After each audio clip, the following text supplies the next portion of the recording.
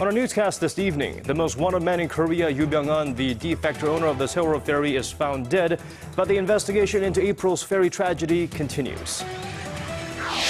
The UN Security Council condemns the shooting down of Malaysia Airlines Flight 17 and urges Ukrainian forces and pro-Russian rebels to provide unrestricted access to the crash site. From dynamic Korea to Korea sparkling, the nation has had a number of brand slogans over the years. Now there's a new one. We'll tell you what it is. We have these stories and more on this early edition at 6. I see trees of green, red 늘 남편 먼저, I see them 늘 자식 먼저. for me and 레이디 퍼스트라는 말을 믿고 살아온 당신. 오늘만큼은 세상 누구보다 당신이 먼저입니다. 한 분 한 분 특별하게 모시겠습니다. Excellence in Flight, Korean Air.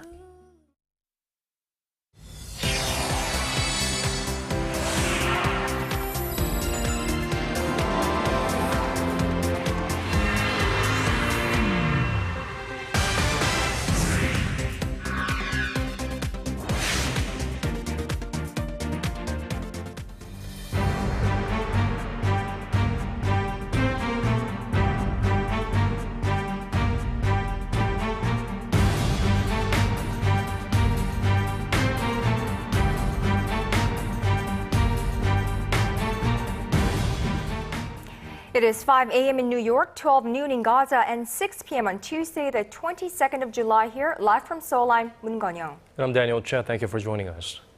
Police have confirmed that a body found in southern Korea is that of Yoo Byung-eun, the billionaire owner of the Sewol-ho ferry that sank in April. The 73-year-old's badly decomposed body was discovered well over a month ago in a plum orchard in that region, although authorities only confirmed his identity just earlier this morning. It's creating more questions than answers. Our Choi Yoo-sun starts us off. The practical owner of the Sewol-ho ferry that sank in April, killing more than 300 passengers, has been found dead. On the evening of July 21st, the National Police Agency informed us that the DNA from a body found in Suncheon matched to that of Yoo Byung-eun's. While waiting for the final forensic results, authorities also confirmed that a fingerprint taken from the body found in a field in Korea's southwestern city of Suncheon on June 12th also matched to that of the 73-year-old. Shortly after the sinking of the Sewol-ho ferry on April 16th, a massive manhunt was launched for Yoo and his family members on possible charges of embezzlement and criminal negligence. Yoo is the former head of Sewol Group, which is the predecessor of the Sewol-ho ferry operator. Authorities, meanwhile, still don't know when or how Yoo died, but they found bottles of alcohol, a health product made by a company linked to his religious group, and parts of his book near his badly decomposed body. Although it took nearly 40 days to confirm Yoo's identity, the prosecution and police now face public criticism for wasting more than a month searching for a dead man. Unaware of Yoo's whereabouts, prosecutors renewed a 6-month arrest warrant for Yoo earlier this week. With news of the ferry owner's death, attention now shifts to the prosecution's investigation into finding the Yoo family at fault for the ferry accident and providing compensation for the victims. Authorities are still hunting for Yoo Byung-eun's eldest son, Tae-gyun, who has a $98,000 bounty on him. Choi Yoo-sun, Arirang News. So as you just saw, Yoo's death brings to an end a long and exhaustive manhunt, but there are still a lot of questions surrounding this case. Right, so the hunt may be over, but is the case over? For instance, questions like why did it take more than a month for the police to identify the body? And, did you commit suicide or was a foul play involved? Well, to discuss this issue, we are joined live by our Connie Lee. Now, Connie, just yesterday, the prosecution extended their arrest warrant for Yoo, and today the police announced that they have found Yoo's body. There apparently, obviously, is a lack of collaboration there.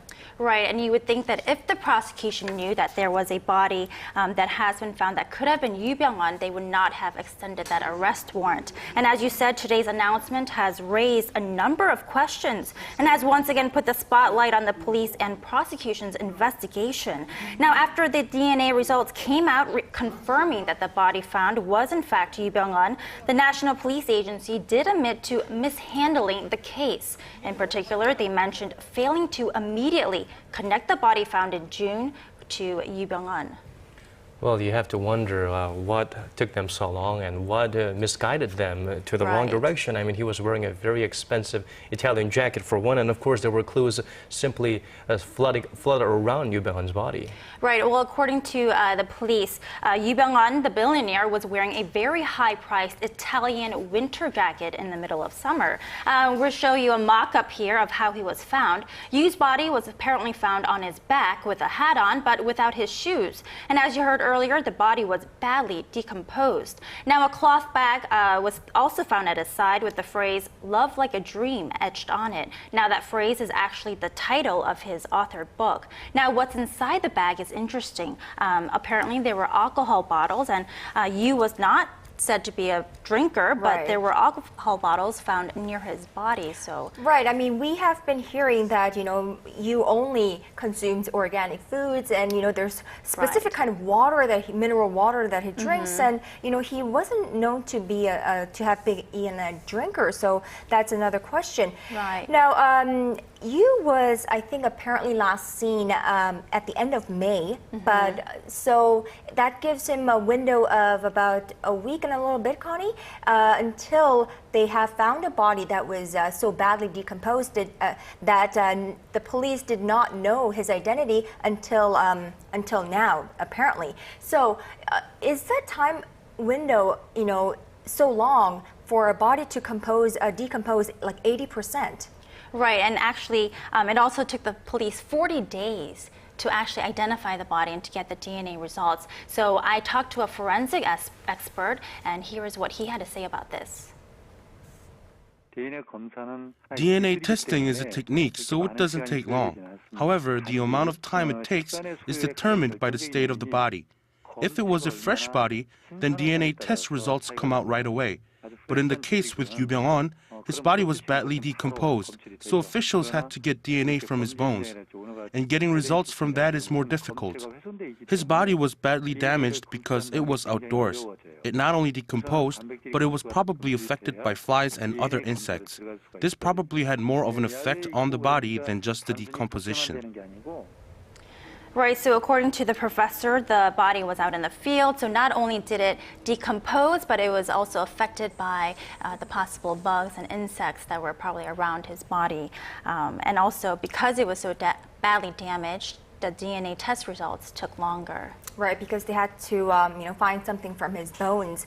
Connie, for now, a suicide is highly suspected, but there could be other factors at play, right? Right. Well, police have not said what has caused his death. And the professor I talked to, the forensic expert, he said that instead of focusing on the cause of death, we should focusing on the manner of death, we should find out the cause of death first and when exactly he died. So before they know that, they can't make any conclusions yet. And we should also focus on, you know, the rest of the Sewol-ho investigation and the ferry accident. Right, so this definitely will not be the end of this story, of the Sewol-ho disaster story, but I think it just opens the door to much more investigation, much more discussions to take place so in many society. more questions that need to be answered, so many more dots to connect. We thought when we have you, it will be the end of it, but it looks like it's a whole new beginning of whole new investigations for the police. That's right, Daniel. Well, thank you for that report, Connie. We hope you come back with some more updates on this matter soon.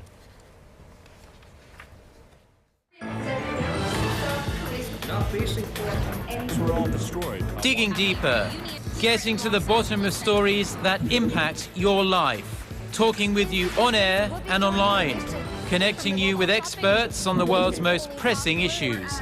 News and current affairs at its best with Moon Gon-young and Daniel Che on Early Edition at 6.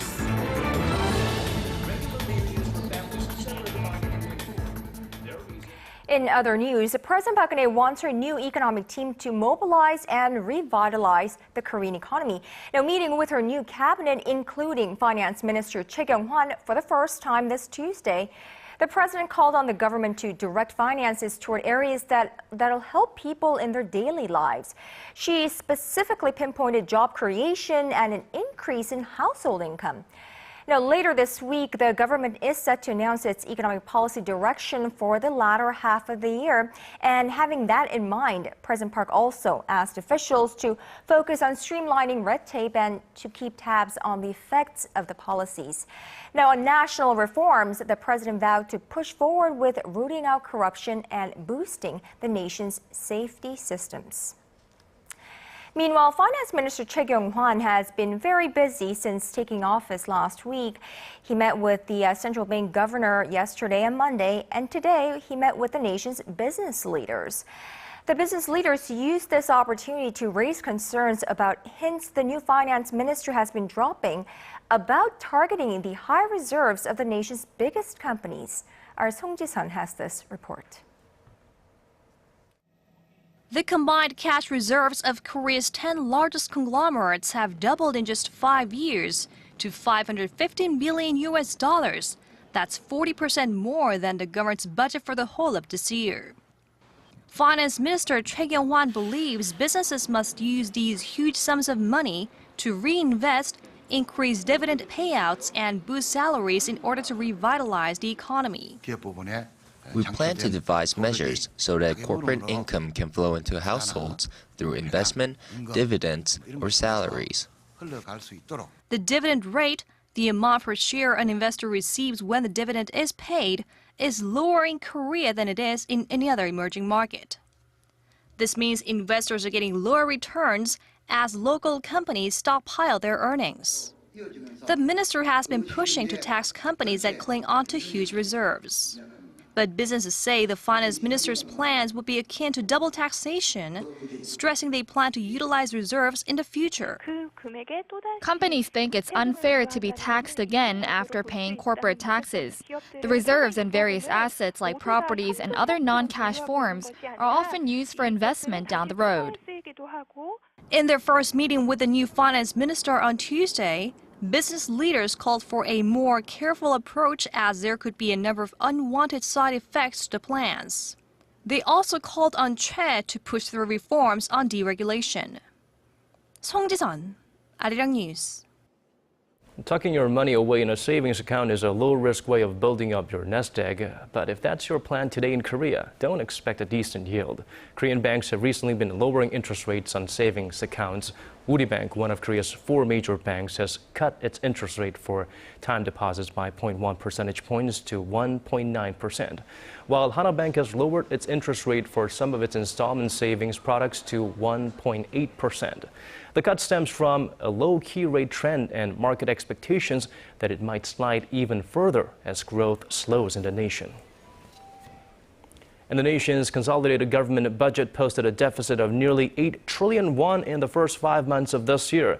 That's about $7.8 billion. The finance ministry said the government's financial health worsened in May due to a drop in tax revenue compared to the months of March and April, when corporate or value-added taxes are collected. Overall, from January to May, tax revenues fell by 2% year-on-year. Now, the United Nations Security Council has unanimously backed a resolution condemning last week's downing of a Malaysia Airlines plane in eastern Ukraine, which killed all 298 passengers on board. The move comes as pro-Russia separatists have finally allowed investigators access to the bodies of the victims and the plane's black boxes. Our Son Jung-in has the latest. The UN Security Council resolution over the downing of MH17 calls for international investigators to have unrestricted access to the crash site and demands a ceasefire between Ukrainian forces and pro-Russian rebels to ensure a safe inspection in the area. Australian Foreign Minister Julie Bishop, who drafted the resolution, addressed the Council, condemning the grotesque violations at the site. It demands that safe, secure, full and unrestricted access to the crash site be provided so the investigating authorities can carry out their work. Mr. President, the message from this Council to those who were responsible for this atrocity is definitive. You will be held to account for your actions. Amid mounting pressure from Western nations over its possible involvement in the downing of the passenger jet, Russia also voted in favor of the resolution. The vote came as a train carrying the remains of the majority of the victims left the crash site to the Ukrainian city of Kharkov. From there, a Dutch aircraft is set to fly the bodies to the Netherlands, where the largest number of victims came from, to begin the forensic identification process. The separatists also handed over the 2 black box flight recorders from the aircraft to Malaysian authorities, who said the recorders were in good condition. They hope the devices will help detail what exactly happened at the moment Flight 17 was shut down. 손정인, Arirang News. And as the conflict in Gaza intensifies, so are diplomatic efforts to broker a truce there. U.S. Secretary of State John Kerry is meeting UN Chief Ban Ki-moon in Cairo, and President Obama has urged Hamas to accept the Egyptian brokered ceasefire agreement. But aides admit that it will be a rough road ahead to reach a truce that works for both sides. Secretary Kerry announced a humanitarian aid package worth $47 billion, million that is, to assist the more than 100,000 Palestinian refugees who fled homes to escape the violence in Gaza. The Palestinian death toll now has well surpassed 500. And a majority of them are civilians. And in the latest string of attacks on Monday, at least 5 people were killed and some 70 others wounded when Israeli tank shells struck a hospital in central Gaza. The Israeli military said it was targeting a cache of anti-tank missiles nearby. Korea's leading mobile messaging service, KakaoTalk, the name you're getting used to by now, is diving into the mobile banking business. When the firm's latest service launches, probably sometime in the fall, Kakao users will be able to send around $100 to friends or family at the push of a button. Our Kim Min-ji reports.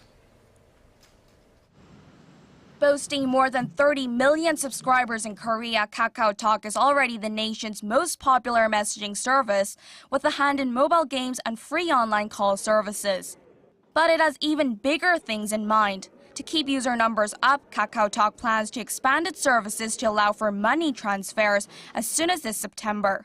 To use a so-called KakaoTalk banking service, users will first have to download an application known as Bank Wallet Kakao.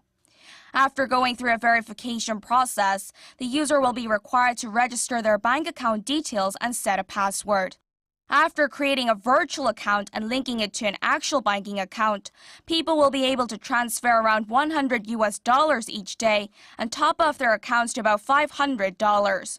The company has joined up with more than a dozen commercial banks and the Korea Financial Telecommunications and Clearings Institute to offer the service. Korea's financial regulator is currently looking into the companies to see if they meet security standards.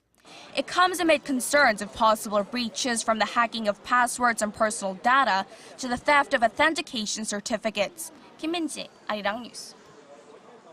When the economy is bad and your income isn't stable, finding the money for a car payment can be rough, and that's showing in Korea's car auction market. According to data by GG Auction, nearly 3,800 cars were up for auction from January to July. That's up 30% from the same period last year and represents a new record. The auction house said the main reason cited by owners for putting their cars on the market was an inability to pay auto taxes or their monthly payment. Well, despite the sluggish overall economy, at least one Korean industry is doing very well. In fact, excelling like never before. And we have Myla from the start to thank. And we're talking about a TV drama, and of course, they are fueling the Korean wave. Some added effects from Hallyu is we're seeing right now. Right. No, I suppose riding on the Korean wave would be the right way to put it. And it's the nation's cosmetics industry. In fact, Korea Customs Service says over $140,000 worth of Korean-made cosmetics were exported in the month of June. And this marks the highest monthly total since the agency began collecting data in year 2000. The record showing is mainly attributed to increased demand from China, taking up almost half of Korea's total cosmetics exports. Korean products account for just under 1/3 of China's entire cosmetics market. And industry experts say the Korean wave driven by Korean pop music and TV dramas have triggered explosive growth in the nation's cosmetics industry. So yes, thank you Chun Ji-hyun, thank you Kim Soo-hyun, right? Right, we can't thank them enough. Well, moving on to a different story, another industry that is riding on the global popularity of Korean pop and the entertainment scene is none other than the tourism sector. Definitely. I mean, this country has been making various efforts to bring more foreign visitors to Korea. And of course, it's not just Korea, but other countries have their own brand slogans to promote their countries, like Malaysia, Truly Asia, Incredible India. Well, Korea also had a number of hits and misses in terms of brand slogans throughout the years that range from Dynamic Korea, Korea Sparkling to now we have this newest one unveiled today, and we'll let our Park Ji-won introduce it to you. Imagine your Korea. This is the new brand slogan of Korean tourism. The Culture Ministry and Korea Tourism Organization launched a new slogan on Tuesday after months of public surveys and consultations with experts. The typeface of the Imagine Your Korea slogan embodies vitality and energy, while the colors within the design are ones found in traditional Korean hanbok clothing. The new promotional video for the slogan features the popular K-pop group Big Bang, who are honorary ambassadors for Korean tourism. From traditional Korean dishes and trendy shopping districts to creative cultural products like K-pop performances, the new promotional video shows off all that Korea has to offer as a travel destination. The number of foreign tourists visiting Korea surpassed the 10 million mark for the first time in 2012, and the Korea Tourism Organization hopes to see that figure double by the year 2020, thanks to continued efforts to promote the country to the world. Imagine your Korea. Park Ji-won, Arirang News.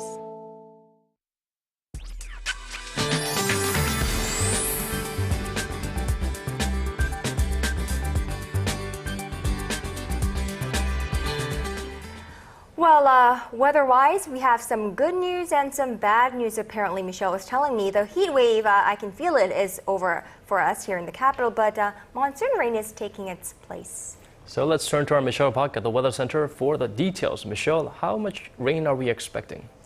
Well, the northern parts of Seoul is looking at about 150 millimeters of rain overnight, while up to 80 millimeters are forecast to fall in the west central parts of the city. And the residents of the capital should also be ready for thunder and lightning, and the rain should stick around for the next few days in the central region and expand to the whole nation by Saturday. Now, the rain will bring down the temperatures as well. The daytime highs in Seoul over the coming days will remain in the 20s. However, regions that aren't expecting any precipitation will stay hot with highs in the 30s. Now, going over to our readings. Seoul will start off the morning at 24 and reach up to 27 in the afternoon. Meanwhile, the southern cities such as Daegu and Busan will peak up to 35 and 30 degrees. Now moving over to other regions, Jeju Island tops over to 30 as well. Dokdo hits 27, while Mankungang tops to 31. Well, that's all for now. I'm Michelle Park, and back to you guys. All right, thanks, Michelle, for that. And this just coming in, we are getting reports that two passenger trains have collided in Korea's eastern Gangwon-do province between the Taebaek Station and Mungok Station. Well, we still have no confirmation on the number of injured or any details of the particular accident at the moment. Ambulances have been dispatched to the site. We'll have more details on this particular story as it develops in our later newscast. Well, that brings us to the end of our newscast. Thank you for watching. This has been Daniel Che. And I'm Moon Gon-young. To everyone out there, stay cool, stay dry, and we hope to see you right back here same time tomorrow. Bye-bye.